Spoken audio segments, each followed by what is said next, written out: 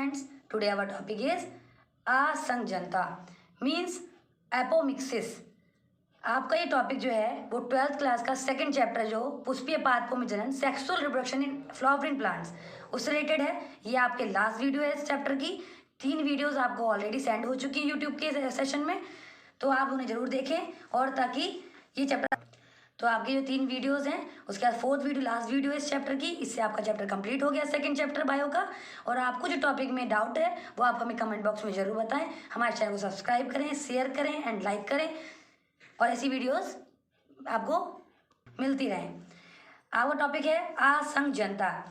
कभी कभी पौधों के जीवन चक्र में युग्मक संलयन मतलब युग्मक मिलते ही नहीं है, नर और मादा युग्मक नहीं मिलते, उसकी अर्धसूत्री विभाजन नहीं होते, फिर भी नए पौधे का निर्माण हो जाता है। इस क्रिया को असंजनता कहते हैं। इसकी खोज विंकलर से 1908 में की थी। वैज्ञानिक ने की थी।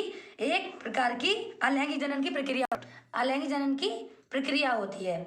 इसमें नई संतान आनुवांशिक रूप से जनकों के समान ही होती है। जैसे अलैंगिक जनन में नर और मादा दोनों की युग्मक मिलते ही नहीं, तो इसीलिए जो कहते हैं एक ही मिलते हैं, इसीलिए आपकी जो संतान होती है वो किसी अपने उसी जनक की तरह होती है।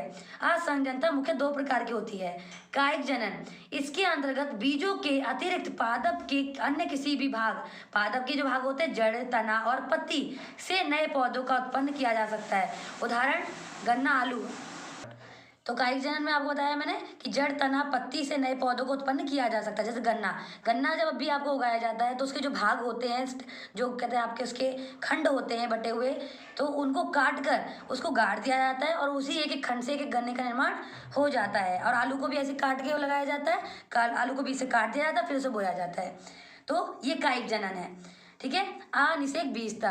अनिषेक बीजता जो होती है, बिना लैंगिक जनन के ही बीजों का निर्माण इस प्रकार का प्रजनन बीज द्वारा होता है, परंतु बीज के बनने से संयुग्मन एवं अर्धसूत्री विभाजन नहीं होता।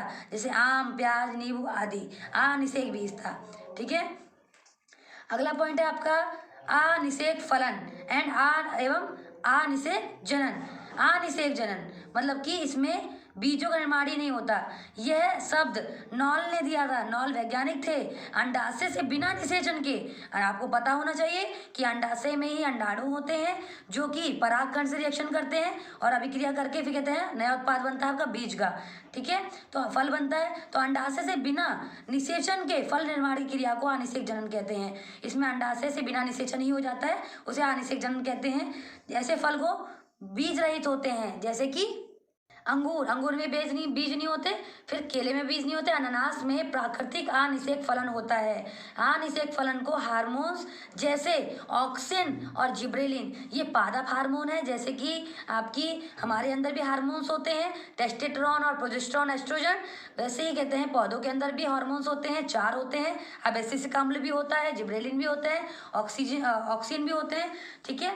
तो ये आपके कहते हैं पौधों को बनाने के काम करते हैं। अनिषेक जनन क्या है? इसका आविष्कार जूल तथा मुख्यक ने किया था। अंडकोश से बिना निषेचन के ही बनने की घटना को अनिषेक फलन कहते हैं, क्योंकि अंडकोश में अंडाणु होते हैं और वहाँ पे अगर निषेचन नहीं होता, उसके बाद भी उपरांत भी निषेचन के बिना ही जो आपके फल बन जाते हैं उन्हें हम अनिषेक फलन कहते हैं। बहुभ्रूणता। बहु मतलब बहुत सारे, और भ्रूण का मतलब आपको बताया था कि भ्रूण जो होता है आपका नर और मादा युग्मक के मिलने के बाद जो युग्मनज बनता है उसके कई भागों में बंटने की जो प्रक्रिया होती है तो भ्रूण कहते हैं। बहुभ्रूणता एक बीजांड या बीज से एक से अधिक भ्रूणों को उत्पन्न, अगर एक बीज से ज़्यादा एक से अधिक भ्रूण बन रहे हैं, उत्पन्न होना बहुभ्रूणता कहलाता है। बहुभ्रूणता की खोज सर्वप्रथम APJ लीeuwenhoek ने संतरे के बीजों में की थी, क्योंकि आपको पता होना चाहिए बीज संतरे में बहुत सारे होते हैं। अनावर्त बीजी पौधों में सामान्य घटना है। अनावर्त बीजी वे पौधे होते हैं जिनमें फूल नहीं आते, परंतु आवर्त बीजी पौधों में बहुत कम पाई जाती है। आवर्त बीजी पौधे जो होते हैं उनमें ज़्यादातर कहते हैं आपका एक ही बीज पाया जाता है, जैसे कि आम वगैरह में एक ही बीज होता है। यद्यपि एक बीज बहुत सारे भ्रूण विकसित हो जाते हैं, लेकिन इनमें से एक ही भ्रूण सक्रिय होकर पौधों की अगली पीढ़ी तक अपनी अगली पीढ़ी को जन्म देते हैं। होता तो इनमें भी है बट रेयर केस होता है। बीज एवं फल का निर्माण का महत्व। कैसे बीज और फल बनते हैं। आवर्तबीजी पौधे सभी जानते हैं, फूलों के पौधे, आपके फूल वाले पौधे होते हैं, आवर्तबीजी कहा जाता है। आवर्तबीजी पौधों में बीजों व फलों का निर्माण एक महत्वपूर्ण अनुकूलन में होता है कि आपका अनुकूल तापमान और कहते हैं दाब, सब कुछ पानी जल वगैरह सब कहते हैं आपको सही से मिलता रहे पौधों को, तो ही वो कहते हैं इस प्रक्रिया को दर्शाते हैं। बीजों में भ्रूण प्रसूत अवस्था में होते हैं। बीज जो होते हैं कैसे होते हैं, भ्रूण में सोई हुई अवस्था, मतलब कि कोई कार्य नहीं कर पाते, मतलब कि अंकुरण नहीं होता उनका, ठीक है। अर्थात वह जीवित होते हुए भी वृद्धि नहीं कर पाते जो बीज होते हैं।